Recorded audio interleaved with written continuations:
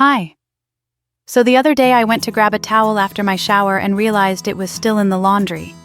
Again, I stood there dripping, just thinking, why is it always like this? Not just the missing towel, but the fact that everything always feels off. Like I'm constantly chasing order but never quite getting there. And somehow that towel situation sums it all up. If you've ever felt that quiet frustration like your home is never quite working with you, this video might help. I'm sharing 14 small, totally doable tricks that have made my home feel less chaotic. And honestly, made me feel less chaotic too. Just listen for the one tip that makes you nod and think, yep, that's what I need.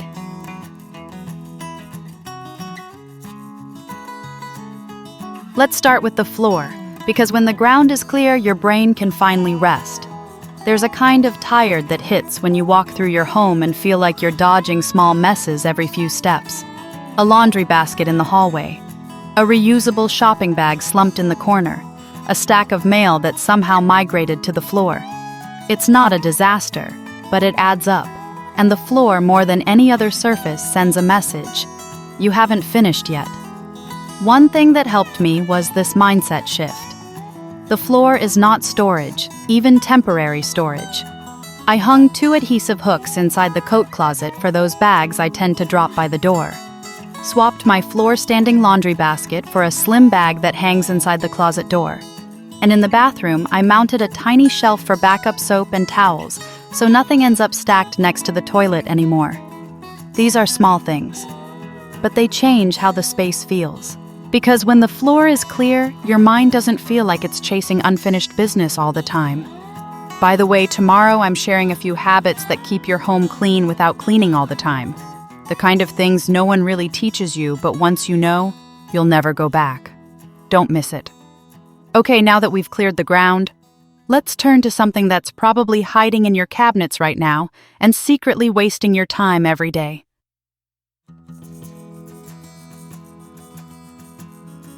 Next is a fix for all those crowded cabinets. Let things spin so you don't have to dig. And yes, I know it might sound a little strange at first, but stay with me. I'll explain. You know that slow sigh when you're digging through a cabinet, reaching past 5 jars to get to the one thing you actually need, and half the time you knock something over in the process. It's not just annoying, it makes everyday routines feel harder than they should. What helped one simple change? I stopped stacking and started spinning. I put a turntable, yes, like a lazy Susan under my bathroom sink for all the small bottles, face cleanser, toner, extra razors, cotton swabs. Now I just spin it, grab what I need, and go. No more reaching. No more knocking things over. I also added one in my medicine cabinet for vitamins and eye drops, and a small one in the fridge for open condiments. They take the chaos of crowded corners and turn it into one smooth motion. Because when you don't have to fight your stuff to get through your day, you have more energy for the things that matter. And speaking of small effort, big impact, the next tip takes 5 seconds to set up and fixes one of the most common little annoyances in any home.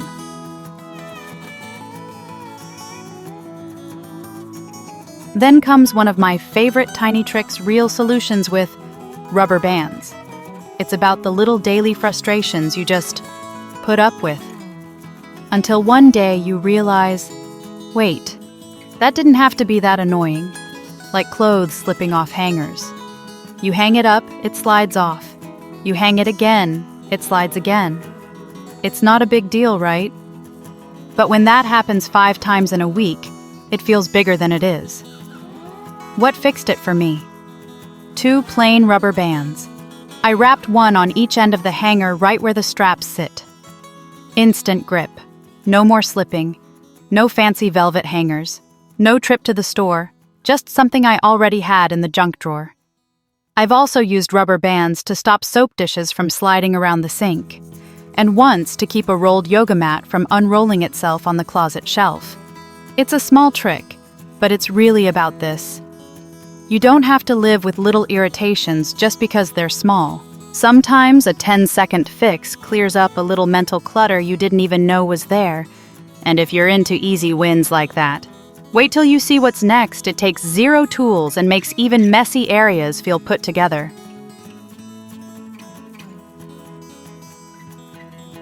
After that, here's a small shift that changed everything. Store it where you actually use it. I used to store things based on where they look neat.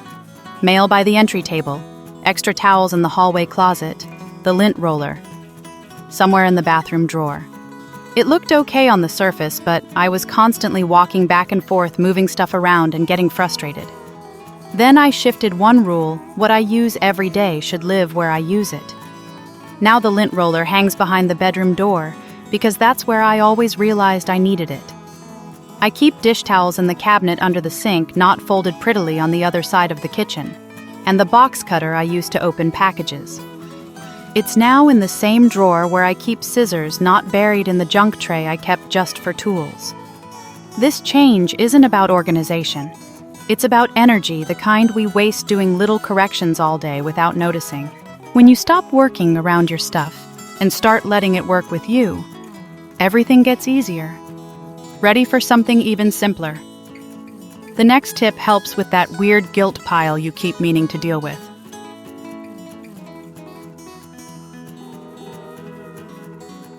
Moving on to the pile, we all have the one full of guilt, procrastination, and I'll deal with it later. Let's talk about that pile. The one on the chair, or the floor, or the end of the bed. You know, the one part laundry, part returns, part I'll deal with this later. We don't talk about it much, but we all have it. And it's never really about the stuff, it's about what the stuff represents. Unfinished decisions, tiny bits of pressure, that low-grade hum of you should really. Here's what helped me. I gave that pile a real place to land, not a fancy bin, not hidden in a drawer, just one open tote in plain sight labeled in progress. It lives on a shelf in my closet now. Every week or so I go through it. But in the meantime, it's not judging me, it's just there, contained. This isn't about hiding mess. It's about giving yourself permission to be in between. Not everything needs to be put away right now, but it does deserve a place to pause. Next up, something deceptively simple that helps you see your space differently, and trust me, it changes how you use it.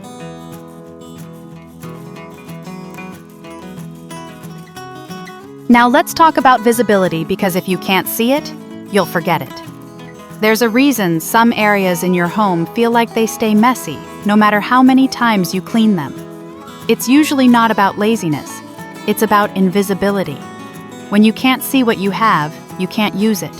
And what we can't see, we tend to forget. Here's what I did. I made important things visible without making everything visible. I switched solid bins to clear ones in places I access often, like under the bathroom sink or in the pantry. I added a clear drawer organizer in the top dresser drawer so I could actually see what jewelry I own, instead of grabbing the same pair of earrings every day. I even used small transparent zipper bags inside my tote, one for cords, one for meds, one for receipts, so I don't have to dig. It's not about showing off your stuff. It's about reducing how often you have to think about where things are, because every second you spend searching is a second you didn't choose. Up next, a shift that makes your home feel calmer, not by buying anything new, but by labeling what's already there.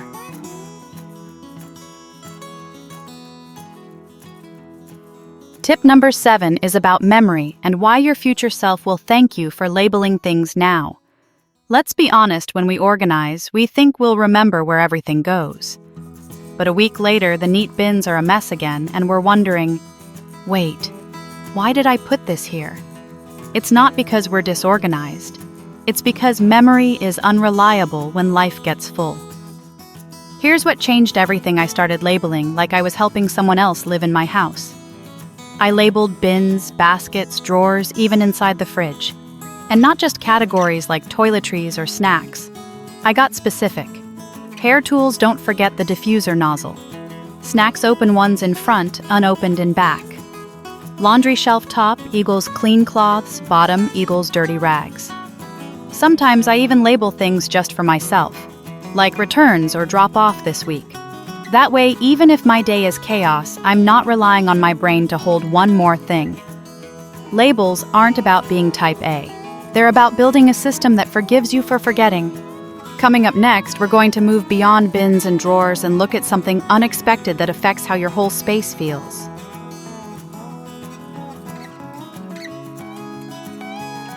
From here, we lift not just stuff, but the energy in the room. There's a certain heaviness that builds up in a room even when it's technically clean. Have you ever walked into a space and felt crowded, even if nothing's on the floor? That's often because everything is sitting flat on every surface in every corner right at eye level. What changed that for me was simple. I started lifting things off surfaces just a little. A floating shelf above the toilet instead of stacking stuff on the tank. A tiny wall-mounted tray by the bed for lip balm and earbuds instead of a cluttered nightstand. Even in the entryway, I swapped the floor shoe rack for one that attaches to the wall. Suddenly, the whole area felt lighter. This isn't about minimalism. It's about letting the space show through so your eyes and your brain have somewhere to rest. When you free up surfaces, you also free up the part of you that feels like it has to manage everything. Now let's go even deeper. What happens when we stop trying to control every object and instead allow space for the in-between?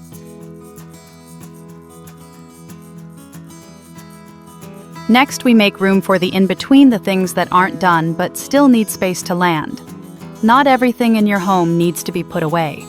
Some things are just in progress, not done, not ready, not settled.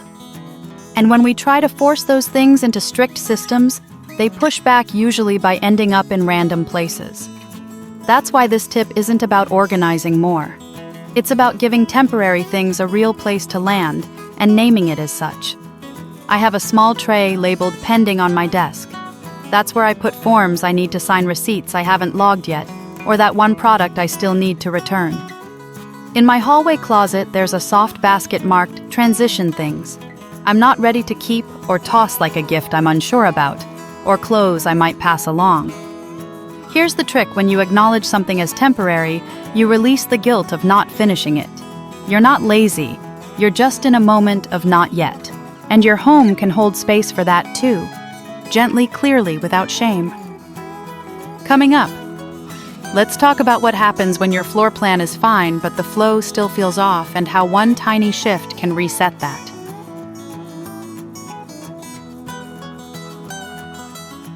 Then we fix the part of your space that's hard to name: the flow, not the furniture. Have you ever felt like your home is technically tidy, but still kind of stressful? Like the layout should work, but somehow every task feels harder than it should be. Chances are it's not your stuff, it's the flow. I started noticing where I had to double back, where I'd bump into furniture, where I had to reach awkwardly or zigzag around something to get things done. Then I made one tiny change. I moved my trash bin 3 feet to the left. Suddenly, throwing things away while cooking didn't involve a dance around the kitchen island. Later, I moved my laundry hamper to the end of the hallway instead of inside the closet. Now I actually use it because it's in the natural path. It's not about redesigning your home, it's about paying attention to what you actually do and shifting small things to support that. Flow matters. When your movement feels smooth, your day does too. And speaking of smooth, the next tip helps you streamline one of the most annoying, repetitive tasks at home: folding.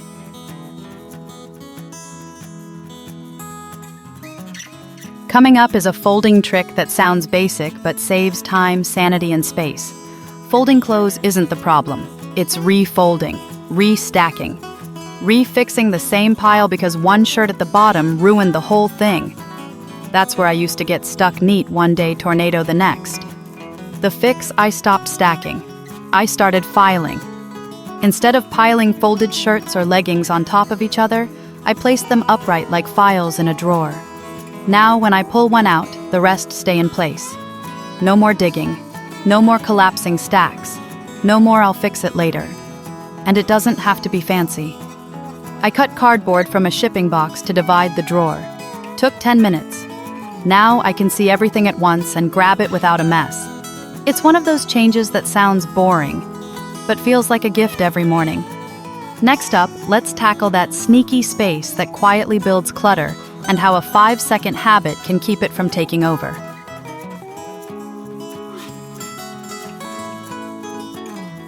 Let's catch clutter where it starts before it becomes a mountain. You don't need to declutter your whole home every week. You just need to interrupt the accumulation. Clutter builds in hotspots, places where it's just too easy to drop things. Your entryway, the end of the dining table, the corner of the kitchen counter that somehow collects everything. What helped me wasn't getting rid of more stuff. It was adding a tiny tool, a clutter catcher. I placed a small, shallow tray on the counter, not to organize, just to contain. Now when I come home, keys, receipts, sunglasses land there. Once a day, I clear it. It takes under 2 minutes and nothing has time to become chaos. I also use a small box in the living room. It catches the things I carry from room to room but forget to put away. Lip balm, notepad, charger. It all lives there temporarily until I do a quick sweep. It's not about stopping mess forever. It's about giving it less room to grow. And in the next tip, we'll talk about a trick that helps you actually keep track of your extra stuff so you don't buy more than you need.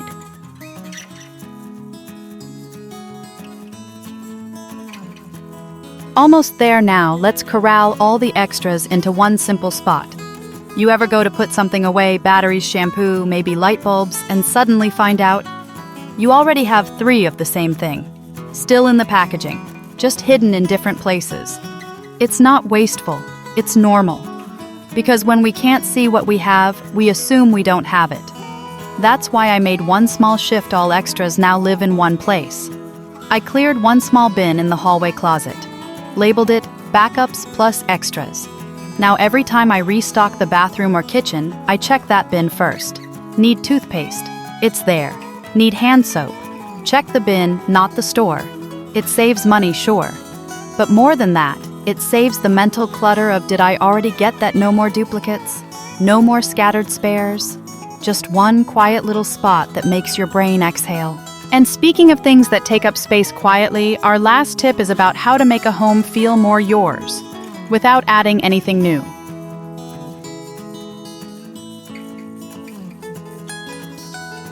And finally, choose one little space that's just for calm, no function, no mess, just peace.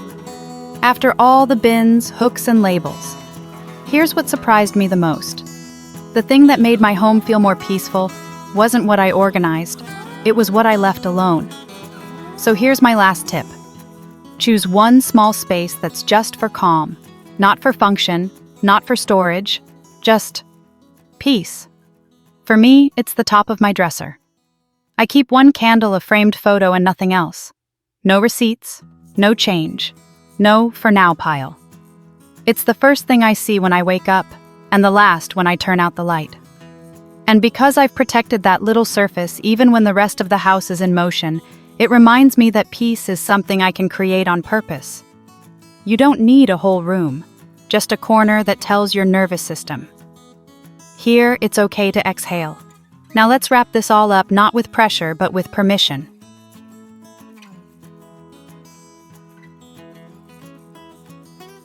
You don't have to change your whole house. Sometimes just one shift, one hook, one bin, one cleared corner is enough to help your mind feel a little more steady. If even one of these tips gave you a bit of breathing room, that's already a win. That means your home is starting to work with you, not against you. And tomorrow, I'm sharing a few habits that keep your home feeling clean, even when you don't have time to clean. The kind of things no one really teaches, but they change everything once you start noticing them. If this kind of content helps you feel more grounded in your space, you can tap, like just so I know this is the kind of support you actually need. Thanks for being here with me today. Take it slow. You're doing better than you think.